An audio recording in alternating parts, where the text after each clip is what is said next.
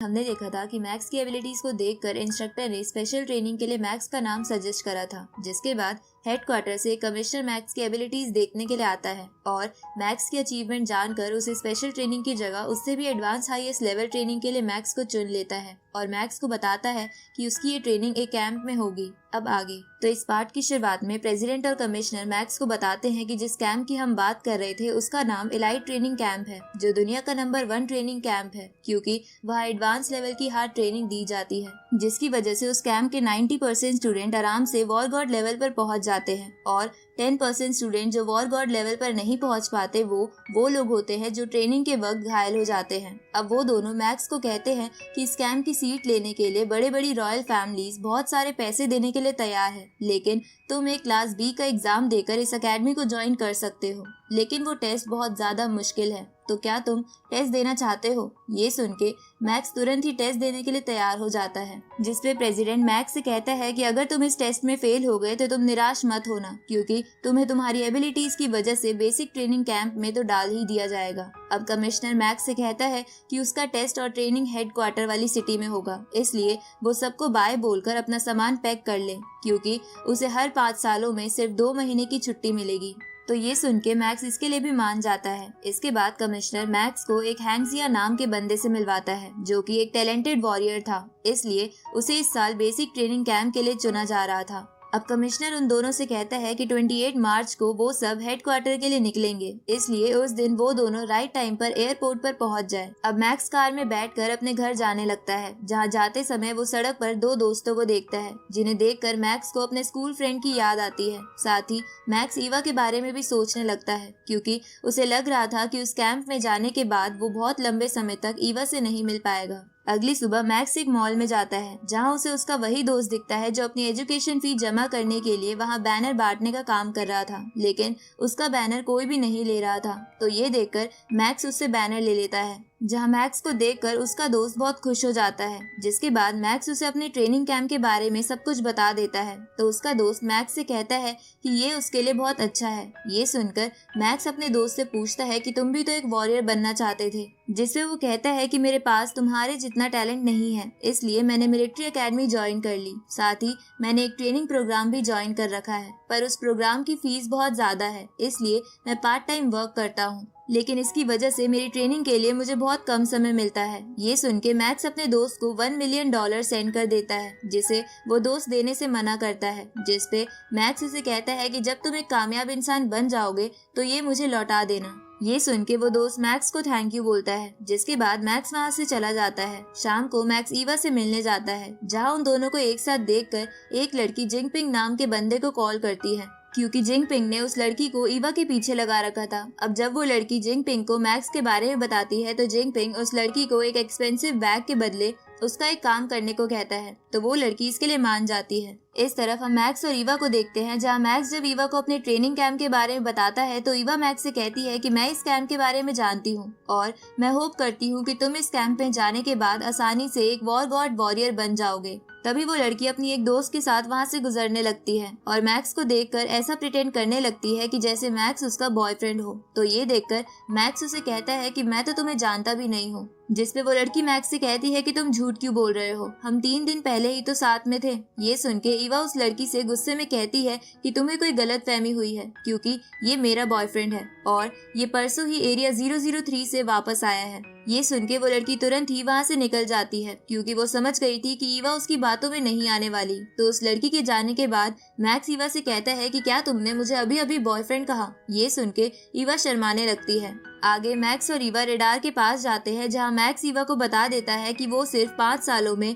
2 महीनों के लिए ही सिटी में आ पाएगा। ये सुन के ईवा थोड़ा उदास हो जाती है, पर वो अपने आप को ठीक करके मैक्स से कहती है कि मैं तुम्हारा इंतजार करूंगी। अब मैक्स ईवा को उसकी गाड़ी के पास छोड़ने जाता है, जहाँ जाने से पहले मैक्स ईवा को गले लगा लेता है, क्योंकि वो दोनों थोड़े उदास थे। अब मैक्स अपने घर जाने लगता है, जहाँ रास्ते में उसे जिंगपिंग अपने बॉडीगार्ड के साथ मिलता है और मैक्स से कहता है कि तुम ईवा से दूर रहो, क्योंकि मैं वैंग फैमिली से हूँ और मैं तुम्हें मरवा दूंगा। ये सुन के मैक्स समझ जाता है कि वैंग फैमिली टॉप 9 फैमिलीज में से एक है पर वो इसकी चिंता ना करते हुए जिंगपिंग से कहता है कि मैं तुमसे नहीं डरता, जिस पे जिंगपिंग मैक्स से कहता है कि लगता है तुमने मेरे बॉडीगार्ड्स को नहीं देखा जो इंटरमीडिएट जनरल लेवल पर हैं, जबकि तुम जूनियर लेवल पर हो। ये सुन के मैक्स हैरान हो जाता है और सोचता है कि वो इन्हें हराने के लिए स्पिरिचुअल पावर का इस्तेमाल नहीं कर सकता, इसलिए उसे फिजिकल स्ट्रेंथ पर ही डिपेंडेंट रहना होगा। तभी जिंगपिंग अपने बॉडीगार्ड्स को मैक्स पर अटैक करने के लिए बोलता है। उसी वक्त वहाँ हैंगजिया आ जाता है जो कि जिंगपिंग का ही भाई था। अब हैंगजिया मैक्स को वहाँ देखकर उसे ग्रीट करता है। ये देखकर जिंगपिंग हैरान हो जाता है और अपने भाई हैंगजिया से पूछता है कि तुम इसे कैसे जानते हो। ये सुन के हैंगजिया जिंगपिंग को बताता है कि मैं मैक्स से कल ही मिला था, जहाँ मुझे पता चला कि मैक्स बहुत स्ट्रॉन्ग है, जिसकी वजह से वो इलाइट ट्रेनिंग कैंप का एग्जाम देने जा रहा है। ये सुन के जिंगपिंग हैरान हो जाता है क्योंकि इलाइट ट्रेनिंग कैंप के लिए उसकी फैमिली 50 बिलियन देने के लिए तैयार थी, लेकिन उनको भी वहाँ की सीट नहीं मिली। तभी हैंगजिया जिंगपिंग को बताता है कि मैक्स ने हाल ही में एक किंग लेवल मॉन्स्टर से फाइट करी थी। ये सुन के जिंगपिंग और उसके बॉडीगार्ड्स चौंक जाते हैं, जिसके बाद जिंगपिंग सोचता है कि मैक्स बहुत ज्यादा टैलेंटेड है, जिसकी वजह से वो 2 सालों में ही वॉर गॉड लेवल पर आ जाएगा और मेरे लिए एक प्रॉब्लम बन जाएगा। अब ये सब सोचकर जिंगपिंग मैक्स से माफी मांगता है। ये देखकर हैंगजिया अपने भाई से बोलता है कि आप मैक्स से माफी क्यों मांग रहे हो, जिसपे मैक्स हैंगजिया को बताता है कि उन दोनों के बीच बस थोड़ी सी गलतफहमी हो गई थी। अब मैक्स वहाँ से चला जाता है, जिसके बाद मैक्स अगली सुबह अपने पेरेंट्स और ब्रदर को बाय बोलकर कमिश्नर और हैंगजिया के साथ हेडक्वार्टर वाली सिटी के लिए निकल जाता है। इस तरफ हम ईवा को देखते हैं, जिसने अपने स्कूल में ही असिस्टेंट टीचर की जॉब ली थी, जहाँ जब ईवा अपनी क्लास में आती है तो वो उस सीट को देखकर उदास हो जाती है जिसपे मैक्स बैठा करता था, क्योंकि ईवा बहुत समय तक मैक्स से नहीं मिल पाएगी। इस तरफ मैक्स प्लेन में कमिश्नर से हेडक्वार्टर वाली सिटी के बारे में पूछता है, तो कमिश्नर उसे बताते हैं कि ये सिटी पूरी तरीके से पहले खराब थी और यहाँ मॉन्स्टर्स रहते थे, पर होंग जो कि दुनिया का सबसे ताकतवर इंसान है, उसने सभी मॉन्स्टर्स को मार दिया, जिसके बाद उसने कुछ लोगों के साथ ये शहर बसाया और आज ये सिटी टॉप 23 सेफेस्ट सिटी में आती है। आगे मैक्स उस सिटी में पहुंचकर कमिश्नर और हैंगजिया के साथ इलाइट ट्रेनिंग कैंप में आ जाता है, जहां जब वो उस कैंप की बिल्डिंग पर बने ड्रैगन को देखता है तो उसे एक बार को लगता है कि वो ड्रैगन असली है, जिसकी वजह से मैक्स थोड़ा घबरा जाता है। ये देखकर वो कमिश्नर मैक्स को बताते हैं कि इस ड्रैगन जैसा एक असली किंग लेवल का ड्रैगन था, जिसने हर जगह तबाही मचा रखी थी, पर एक वॉरियर ने उस मॉन्स्टर को मार दिया, जिसके बाद इस कैंप के ओनर ने उस असली ड्रैगन की आंखें इस नकली ड्रैगन में लगा दी, ताकि सभी स्टूडेंट्स अपने आप पर विश्वास करें कि वो किसी को भी हरा सकते हैं। तभी मैक्स वहाँ एक रैंकिंग स्क्रीन देखता है, जिसपे कमिश्नर मैक्स को बताता है कि ये इस कैंप के स्टूडेंट की करंट रैंकिंग है, जहाँ जब कोई टॉप रैंक अचीव करता है तो उसे ट्रेनिंग के लिए और भी अच्छे रिसोर्सेज मिलते हैं, पर जो स्टूडेंट रैंकिंग में बॉटम 3 में होते हैं उन्हें कैंप से निकाल दिया जाता है। इसलिए यहाँ के स्टूडेंट हमेशा मेहनत करते रहते हैं, क्योंकि यहाँ कंपटीशन बहुत ज्यादा है। इसके बाद कमिश्नर उन दोनों को कैंप के अंदर ले जाने लगता है, जहाँ हैंगजिया कैंप के अंदर स्टूडेंट की ऐसी ट्रेनिंग को देखकर हैरान हो जाता है। तभी कमिश्नर मैक्स से कहता है कि वो मैक्स को उसके क्लास बी एग्जाम के लिए ले जा रहा है, इसलिए तब तक हैंगजिया कैंप में घूम सकता है और थोड़ी देर में मैं एक टीचर को भेजूंगा जो तुम्हें बेसिक ट्रेनिंग कैंप में ले जाएगा। तो हैंगजिया इसके लिए मान जाता है। अब वो कमिश्नर मैक्स को एक एग्जामिनर के पास ले जाता है, जो मैक्स का टेस्ट मॉनिटर करने वाला था। तो उस एग्जामिनर के पास पहुंचने पर कमिश्नर मैक्स का टेस्ट देखने के लिए एग्जामिनर से रिक्वेस्ट करता है, तो एग्जामिनर इसके लिए मान जाता है और कमिश्नर को एक हॉल में खड़ा करके मैक्स को एक सिमुलेशन रूम में ले जाता है, जहाँ वो दोनों चेयर पर बैठकर हेलमेट की मदद से